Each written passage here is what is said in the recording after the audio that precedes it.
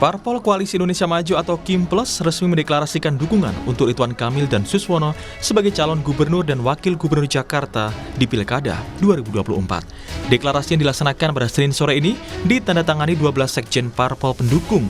Dalam pidatonya, Ridwan Kamil menegaskan jika gubernur Jakarta dan pemerintah pusat satu frekuensi, warga Jakarta akan diuntungkan. Menurut kami, dengan satu frekuensinya gubernur Jakarta dengan presiden dan wakil presiden di pemerintah pusat, yang paling diuntungkan bukan kami, yang paling diuntungkan adalah warga Jakarta. Kami akan mudah berkomunikasinya, kami akan fatsun taat pada program-program pusat, sehingga saya bayangkan 5 tahun ke depan, akselerasi pembangunan Jakarta akan berlipat-lipat karena satu frekuensinya, insya Allah kami dengan pemerintah pusat. Dengan adanya KIMPLUS yang mengusung RK Suswono ini, peluang Anies maju di Pilkada Jakarta semakin tipis. Pasalnya, hingga kini tidak ada kepastian parpol mana yang resmi mengusungnya untuk kembali bertarung di Pilkada Jakarta. Yang tersisa hanya PDI Perjuangan. PDIP masih berupaya memajukan Anies dengan Hendrar Prihadi untuk menjadi pesaing Ridwan Kamil di Jakarta, kendati kursi PDIP belum cukup. Mungkin nanti PDIP bisa bawa Anies sama Hendar, orang keduanya kan gitu aja. Koalisi dari mana? Ya kami lagi nyari. Tapi kan namanya usaha.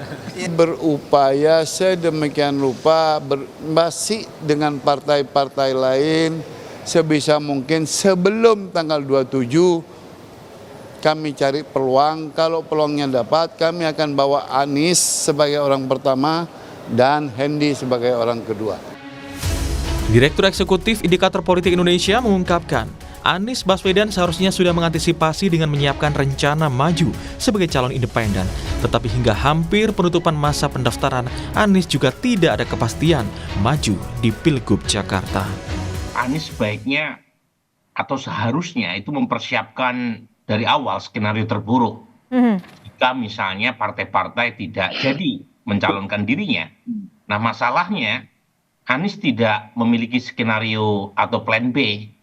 Jadi misalnya jalur perseorangan tidak disiapkan oleh Mas Anies atau timnya. Termasuk juga plan lain, misalnya plan masuk ke partai untuk memudahkan dalam usaha untuk mencari kendaraan, itu juga tidak disiapkan dari awal. Jadi memang kita tidak bisa menyalahkan Anies penuhnya, ini ada kaitannya dengan aturan main, di mana tidak ada pembatasan maksimum koalisi, sehingga aksi borong partai terjadi.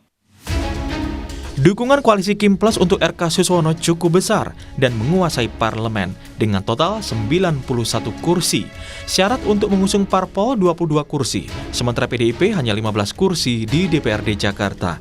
Sehingga PDIP saja tidak cukup jika ingin memajukan Anies Baswedan di Pilkada Jakarta. Akankah nasib Anies pupus dan gagal maju di Pilgub Jakarta?